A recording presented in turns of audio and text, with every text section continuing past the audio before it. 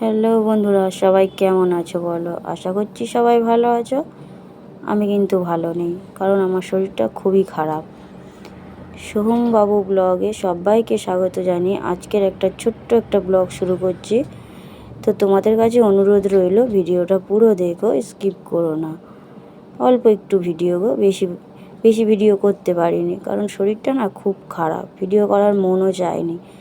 তো অনেক দিন হলো তোমাদেরকে ভিডিও দিইনি, প্রায় 4-5 দিন হয়ে গেছে। তাই ভাবলাম একটা ছোট্ট একটা ভিডিও অন্তত তোমাদের সাথে শেয়ার করি। তো যাই হোক, দেখতে পাচ্ছ এখানে কিন্তু আমি আলু ভাজার আলু কাটা দিয়ে ভিডিওটা শুরু করেছি। তখন সকাল প্রায় 9টা 9:30 বাজে। তো একদিকে ভাত বসিয়েছি, আর এখানে এই যে আলু কাটছিলাম, আলু ভাজা হবে। আলু ভাজাটা হবে পান্তা খাওয়ার জন্য। ভাত ভাত খাবে 2-1 জন সকালে, পান্তাটা অল্প একটু আছে, তো পান্তা খাওয়া হবে আলু ভাজা দিয়ে। তো এটা আমাদের ডেইলি সকালবেলার খাবার, আলু ভাজা পান্তা বা আলু ভাজা ভাত, সাথে কাঁচা লঙ্কা আর পেঁয়াজ। বেশ লাগে। বাইরের খাবার অতটা আমরা খাই না, বাইরের ভাজাভুজি আমাদের সহ্য হয় না, যেটা সত্যি কথা।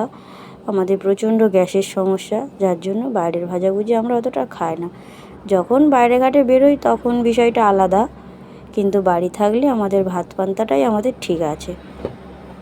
তো যাই হোক, কথা বলতে বলতে দেখো অনেকটাই আলু কেটে ফেলেছি, প্রায় আলু ভাজার আলু কাটা চলছে।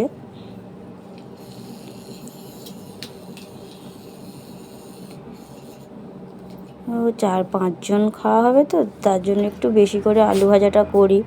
আর আলু ভাতে দিলে কি হয় যে আলু ভাতেটা না সবাই খেতে যায় না বাড়িতে, কিন্তু আলু ভাজা হলে সবাই খায়। আর এদিকে ভাত বসিয়েছি, একটু পেঁপে ভাতে দেবো আর উচ্ছে ভাতে দেবো। দেখো এগুলো কেটে ধুয়ে পরিষ্কার করে যে ভাতের হাঁড়ির উপর রেখে দিয়েছি। আর এদিকে জলটা গরম হয়ে গেছিলো, যার জন্য এগুলো ভাতে দিয়ে দিলাম। ভাতের জল গরম হতে দিয়ে দিলাম। আর এই দেখো একজন, ইনি না আমাদের বাড়ির অতিথি না, জানেন, এরা হচ্ছে পাশের বাড়ির অতিথি। এখন বিচ্ছিরি তো গরম বাইরে, আর এই যে পাখা চলছে দেখেছো, ঠান্ডার মধ্যে ইনি ঘুমাচ্ছে। তা ঘুমাচ্ছিল, আমি একটু বিরক্ত করছিলাম। তো বিরক্ত করার পরে আমার দিকে শুধু কীভাবে তাকিয়েছিল দেখো, একভাবে তাকিয়ে আছে। তো আবার চারি সাইডে খুঁজছিল যে আমি বিরক্ত করলাম না আর কেউ বিরক্ত করছে। তো তারপরে গেলাম বড়বাবুকে ডাকতে, যে খাওয়া দাওয়া করবে। বাবা দোকানে এসে দেখি আজকে কত বড় একটা টায়ার নিয়ে কাজ করছে। একটা না, আজকের সকাল থেকে ওর কাজের চাপ প্রচুর ছিল। বেশ কয়েকদিন হচ্ছে দোকানে কাজবাজ তেমন একটা হয় না, ইনকাম হয় না, কিন্তু আজকের সকাল থেকে আজকে যেমন গরম পড়েছে তেমন একটু কাজের চাপটাও পড়েছে। বলছে অনেক দিন পরে বড় টায়ার খোলা হচ্ছে। তো এই বড় টায়ারের কাজ করতে তো খুব কষ্ট হয়। তো দেখো একজন তো একার দ্বারা তো আর হবে না, তাই 2জন ধরে আছে, টায়ারের রিংটা খোলা হচ্ছে, এখানে নতুন টায়ার লাগানো হবে। এটা হচ্ছে মাটি বওয়ার ট্রলির চাকা, মানে ট্রলির তো 6টা চাকা থাকে, এটা হচ্ছে সাইডের বড় চাকা। এই যে 3জনে মিলে আর 2জন ধরে আছে, আর আমার বরটা ওই রিংটা খোলার চেষ্টা করছে। তো জোর কদমে কস্তাকস্তি চলছে। তো ওদিকে কাজ করছিল, আমি সেই সময় গেছিলাম বলে একটু ভিডিও করে নিয়েছি, যে দেখি। এই সময় বসে থাকে, মানে খাওয়ার সময়টা অনেক সময় বসে থাকে, অনেক সময় খাওয়া হয় না, এরকম একটা। তো আজকের গিয়ে দেখি খুব কাজের চাপ। তো এখানে কাজবাজ চলছে। ও বলে কি বড় টায়ারের কাজ করতে খুব কষ্ট হয়, কিন্তু ছোট টায়ারের কাজে অত কষ্ট নেই। তো যাই হোক, আমি এবারে ঘরের দিকে যাই। তো বাড়ির দিকে এসে দেখি আমার ভাত ফুটে গেছে। তো ভাত এদিকে ফুটে গেছে, আর এদিকে কিন্তু আলু ভাজাটা প্রায় হয়েই এসছে। তো দেখো আলু ভাজা প্রায় হয়ে এসছে। ওকে ডাকতে, মানে হয়ে যাওয়ার কিছুক্ষণ আগে ওকে আমি ডাকতে যাই খাওয়ার জন্য। আর এখানে মায়ের জন্য খাবার রেডি করব বলে ওদিকে জল ভরতে দিয়েছিলাম ফিল্টারে, তো খেয়াল করিনি পুরো মগটা মানে ভর্তি হয়ে অনেকটা জল পড়ে গেছে, চারিদিকটা জলে ভরে গেছে। তো এই যে কাপড় দিয়ে একটু মোছামুছির চেষ্টা করছিলাম, আর মগটা দেখো একদম মুখোমুখি হয়ে গেছে, এভাবে তো আর খাওয়া যায় না।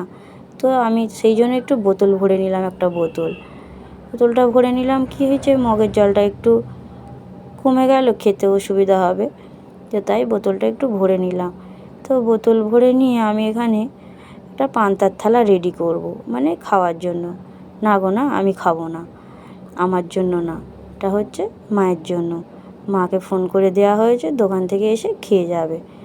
তো এই যে আলু ভাজাটা একটু ঢেলে নিচ্ছি কড়া থেকে বাটিতে। আর আমার এই কড়াইয়ের সাইডের মানে ডান্ডা দুটো কড়াইয়ের, একটা কড়াইয়ের পুরো দুটো সব ছেড়ে গেছে, আর এই কড়াইটার একটা রয়ে গেছে, একটা ছেড়ে গেছে। এই নিয়ে বরের সঙ্গে 2-1 বার হয়েছে যে একটা কড়াই মানে কিনলে হয় না, সময় হয়ে ওঠে না, আর বাদ দেওয়ার জন্য ইচ্ছেও হয় না, যেহেতু কড়াগুলো ভালো আছে, নতুন কড়া, বেশি দিন ব্যবহার করিনি, তারপরে ওরকম হয়ে গেছে। আর উনানে রান্না করার জন্য পিছনে কালি, আমি পরিষ্কার করি না, যখন তখন উনানে রান্না করি।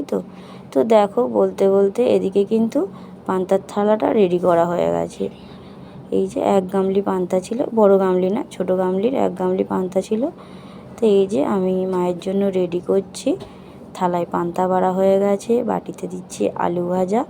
মা না বেশি আলু ভাজা খায় না, মায়ের শুধু লঙ্কা হলে হয়ে যায়, পেঁয়াজটাও তেমন একটা খেতে চায় না, তাও আমি দিই, ছোট্ট করে একটা করে দিই। অনেক সময় খাই, অনেক সময় খায় না। তো দেখো এই যে পান্তার মধ্যে একটা লঙ্কা আর একটা ছোট্ট একটা পেঁয়াজ দিয়ে দিলাম। তো এই যে মায়ের জন্য রেডি করা হয়ে গেছে। তারপরে আমি যাচ্ছি আমার ঘরে, আমার ঘরটা না গুছানো হয়নি সকাল থেকে, প্রচণ্ড অগোছালো হয়ে আছে, শরীরটা ভালো লাগছিল না বলে ইচ্ছে হয়নি। তো সকালবেলা একদম খাবার মানে সকালবেলা বলতে 9টার পরে খাবার রেডি করতে গেছিলাম। তো তারপরে এলাম ঘরের বিছানা কাঁথা গুছাতে। বিছানা না গুছানো থাকলে ঠিক ভালো লাগে না, একটা ঘরের মধ্যে কিছু থাক আর না থাক, একটা বিছানা যদি থাকে আর বিছানাটা যদি গুছানো থাকে, সেই ঘরে আর কিছু লাগে না, সে মাটির ঘর হোক আর টিনের ঘেরা ঘর হোক, বিছানাটা যদি সুন্দর করে গুছানো থাকে না, দেখতে খুব সুন্দর লাগে সেই ঘরটা। আর আমি তো এইভাবে মশারি রাখি, তোমরা সবাই দেখেছো এর আগের ভিডিওতে। রাখার কারণ একটা, এইভাবে রাখলেও কি হয়, আমি বিছানা কিন্তু দিনে মানে সকালবেলা ধরো ঝেড়ে পরিষ্কার করে যাচ্ছি, দুপুরে যখন আমরা একটু বিছানায় শুতে আসি তখনও কিন্তু আমাকে ঝেড়ে নিয়েই শুতে হয়, প্রচুর হারে 4 সাইড থেকে বালি পড়ে। ভাবছি ঘরের কাজ করাবো, কিন্তু ভাবলে তো আর হবে না, ঘরের কাজ করাতে গেলে টাকা লাগবে, আর এই ঘরের কাজ করাতে গেলে বেশ কিছু টাকা লাগবে, কারণ এই বালিগুলো ঝরাতে হবে, আবার হয়তো ঘোলা মারতে হবে কি প্লাস্টার চাপাতে হবে তার নেই ঠিক। একটা ঘরের কাজ শুরু করলে তো আর অল্পতে হয় না, বেশ লাগে। তো আমাদের তো আর মানে প্রচুর টাকা পয়সা নেই যে আমরা মুখ দিয়ে বের করবো আর সাথে সাথে হয়ে যাবে।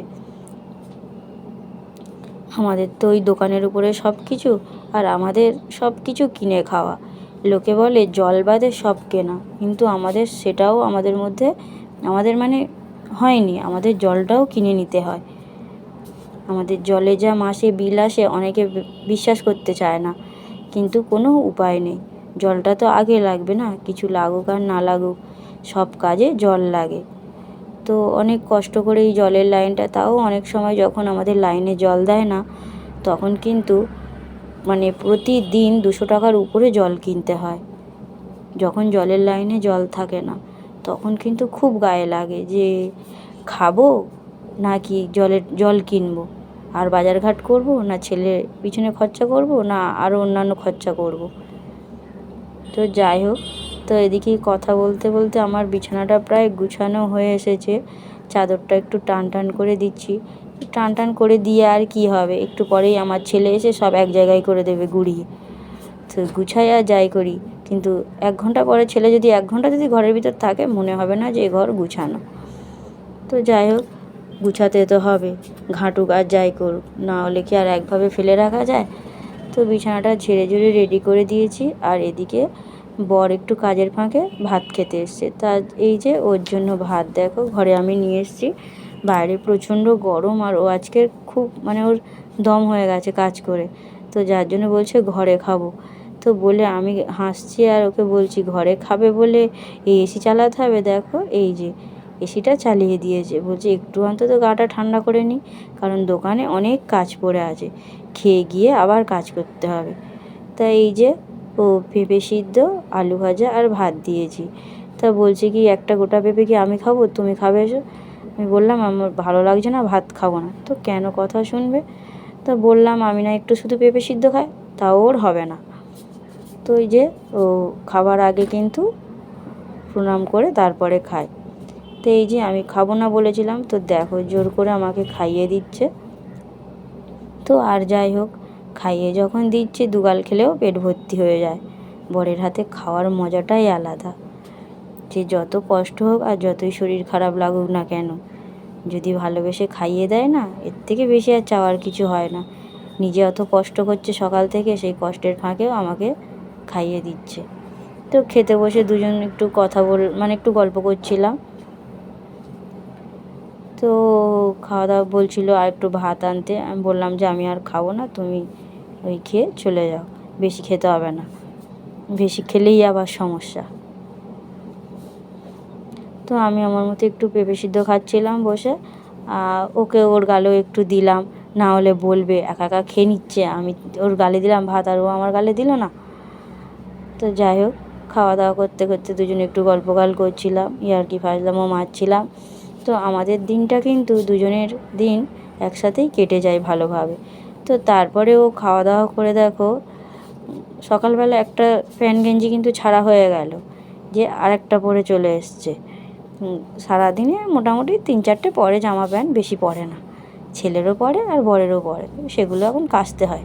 তো আমি আজকের সারাদিনের জামা কাপড় রেখে দিয়ে পরের দিন সকালবেলা কাচি, কারণ একটা একটা করে কাচা সম্ভব না, আর একটা একটা করে কাচলে অনেক জলও লাগে, যার জন্য আমি সারাদিনের মাল একদিন পরের দিন সকালে কেচে দিই, সকালে হোক দুপুরে হোক যখন সময় পাই তখন কেচে দিই।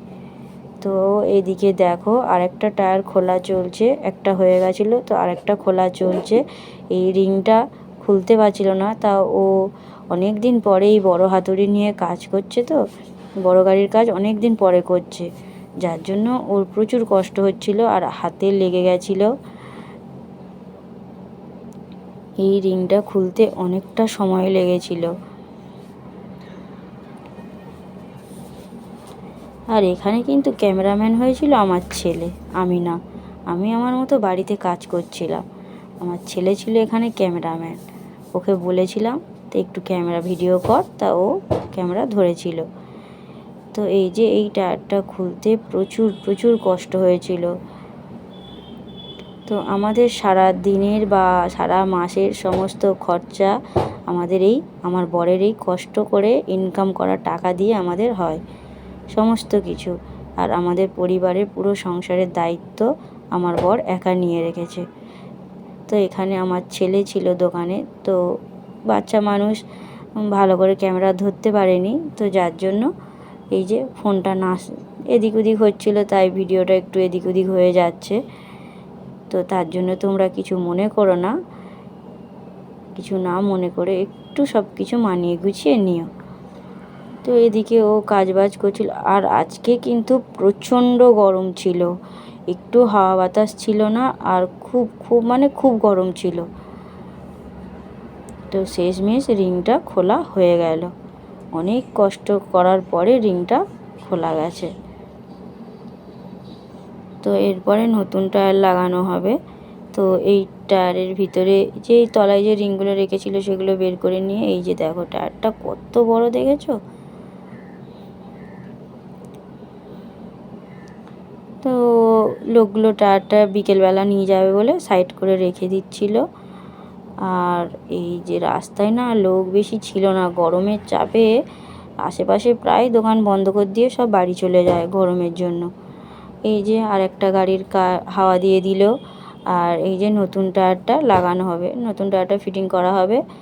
তো সবার দম হয়ে গেছে, তাই সবাই এই দোকানে বসে একটু জল খেয়েছে, আর এই যে পাখা চলছিল সবাই একটু ঠান্ডার মধ্যে বসেছে। এরা তো বসলেই হবে, কাজটা করছে আমার বর, ওর তো আর বেশিক্ষণ বসা যাবে না, কারণ ওই কাজটা ছেড়ে দিয়ে হাতে আরও ছোট ছোট টায়ারের কাজ আছে, সেগুলোও করতে হবে। তো যার জন্য বেলাও হয়ে যাচ্ছিল, যার জন্য কাজটা শেষ করার জন্য ও তাড়াহুড়ো করছিল, কাজটা যাতে তাড়াতাড়ি শেষ হয়ে যায়। তার নতুন টায়ারের মধ্যে পাউডার দেওয়া হয়, তো পাউডার দিয়ে দিয়েছে।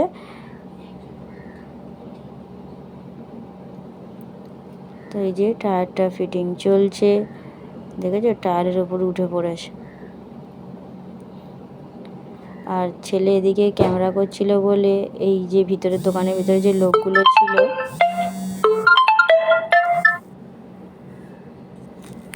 ভিতরে যে লোকগুলো ছিল, সে লোকগুলো ওর দিকে দেখে হাসছিল, মানে ওরা অনেক কিছু জিজ্ঞেস করছিল, তো যা উত্তর দেওয়ার বর দিয়েছে। তা এদিকে কে একটা ফোন করেছিল কাজের জন্য, তা ওই টায়ারের মধ্যে বসে ফোনে কথা বলছিল।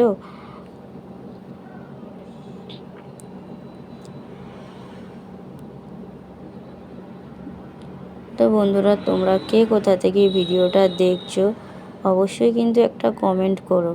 আর আমার এই ভিডিওটা মানে আমার প্রত্যেকটা ভিডিও এক দিদিভাই কিন্তু দেখে, আমার বেশ ভালো লাগে। আর দিদিভাই খুব ভালো ভালো কমেন্টও করে।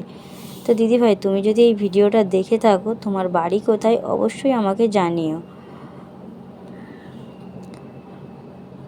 যদি তোমার সাথে কোনো সময় দেখা করতে পারি তো অবশ্যই দেখা করব। তারপরে এদিকে দেখো ও কিন্তু ওই টায়ারটা ফিটিং চলছে। বড় গাড়ির কাজ করতে অনেক কষ্ট হয় আর অনেক সময়ও লাগে। সময় বলতে অনেকটাই সময় লাগে, অনেক কষ্ট হয় আর অনেক রিস্ক। ছোট গাড়ির যতটা না রিস্ক, কিন্তু বড় গাড়ির কাজ করা তার থেকে বিশাল রিস্ক। প্রত্যেকটা কাজেই রিস্ক আছে, হলেও কিন্তু এই কাজগুলোয় কিছুদিন আগে এরকম একটা রিং ফেটে গিয়ে মানে একটুর জন্য ওর মুখে টুখে লাগেনি, একটুর জন্য ওর মানে সাবধান হয়ে গেছিলো বলে, না হলে আমার খুব বড় একটা ক্ষতি হতো। সেটা খুব বড় টায়ার ছিল না, একটা ইঞ্জিন ভ্যানের টায়ার ছিল, হলেও রিংটার অবস্থা তো ভালো ছিল না। লোকটাকে বলা হয়েছিল কিন্তু উনি শোনেনি কথা। তো যাই হোক, এদিকে তারপর আমি ফোন নিয়ে চলে এসেছিলাম। এদিকে আমার মাছ ভাজা চলছে। দেখো এদিকে বাড়িতে কিন্তু আজকে 3 রকম মাছ এসেছিলো, মানে চিংড়ি ধরে 3 রকম, তেলাপিয়া মাছ, আর এদিকে নেহেরে মাছ আর চিংড়ি মাছ। তো তেলাপিয়া মাছগুলো ভাজা হয়ে গেছে, 6 পিস মাছ। আমরা 4 জনে খাবো, মা খায় না মাছ, আমার শাশুড়ি মা কিছুই খায় না, মাছ মাংস কিছুই খায় না। তা মাছটা এই যে বেগুন টমেটো আর পেঁয়াজ দিয়ে আর একটু মশলা পেস্ট করে রেখেছি। এই যে জিরে সর্ষে কাঁচা লঙ্কা সব অল্প অল্প দিয়ে একটু এই যে মশলাটা পেস্ট করে রেখেছি, এটা দিয়ে মাছটা একটু ঝাল হবে। আর এটা কি বলো তো বন্ধুরা, না আমিই বলে দিই, এটা হচ্ছে কচুরলতি, কেটে ধুয়ে পরিষ্কার করেছি। অনেকটা সময় লাগে লতি কাটতে আর কি। আর তারপর তো এদিকে দুপুরবেলা আমার দেওর আর ছেলে বল খেলছিল, আর মা দোকান থেকে এসে বসেছিল। ওরা কাকা ভাইপো বল খেলছে, এদিকে মা বসে আছে। তো তারপরে আমি একটু গেলাম ঘরের দিকে। তো এই যে আমার বরমশাই প্রচুর ক্লান্ত হয়ে ঘরে এসে একটু রেস্ট নিচ্ছে, তা খালি গায়ে ছিল বলে লজ্জা পাচ্ছে, ঘুরে গেছে। তো তারপরে বন্ধুরা দেখো আমার রান্না বান্না কমপ্লিট হয়ে গেছে। তো কী কী রান্না করেছি সেটা তোমাদের সাথে একটু শেয়ার করে নিই। পটল ভেজেছি, কচুরলতি চিংড়ি মাছ দিয়ে হয়েছে, আর এখানে হয়েছে নেহেরে মাছ ঝুড়ো, মানে ভাজা টাইপের, আর এই যে তেলাপিয়া মাছের ঝাল। তো যাই হোক বন্ধুরা, আমার তো রান্নাবান্না আর সাথে ছিল কিন্তু উচ্ছে আলু মাখা, এটা দেখাতে ভুলে গেছিলাম। তো বন্ধুরা তারপরে এসেছিলাম ছেলের চোখে ওষুধ দিতে, ছেলের চোখের একটু সমস্যা হয়েছে, খাওয়া দাওয়া করে চলে এসেছিলাম। তো আমি আমার ছেলের চোখে ওষুধ দিই। তো ভিডিওটা কেমন লাগলো সবাই কিন্তু অবশ্যই কমেন্ট করে জানিও। আর ভিডিওটা ভালো লাগলে অবশ্যই লাইক কমেন্ট আর একটা শেয়ার করো। হ্যাঁ, সাবস্ক্রাইব করতে কিন্তু ভুলো না। তোমরা যদি ফেসবুক থেকে দেখে থাকো তাহলে কিন্তু অবশ্যই ফলো করে দিও, আর ইউটিউব থেকে দেখলে তো সাবস্ক্রাইব করতেই হবে। তো বন্ধুরা সবাই সুস্থ থেকো, ভালো থেকো, আমিও ভালো থাকার চেষ্টা করছি। তো দেখা হচ্ছে পরের ভিডিওতে, টাটা।